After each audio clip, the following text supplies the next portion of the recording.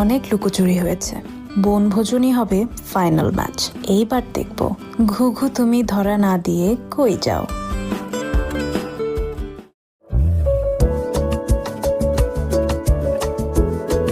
সে এসে বসুক পাশে, যেভাবে অসুখ আসে, তারপর হয়ে যাক যন্ত্রণা অনায়াসে, তবুও আসুক সে, জানুক প্রিয়তম অসুখ সে। র্যাপিং শেষ? ওকে গিফট করে বলবো আমার প্রিয়তম অসুখ সে। বাট মুগ্ধ সাহেব যদি বলে সে তোমার অসুখের কারণ হতে চায় না? হতে চাইলে দেশে থাকবো, আর হতে না চাইলে রিজাইন করে অস্ট্রেলিয়া চলে যাব। সো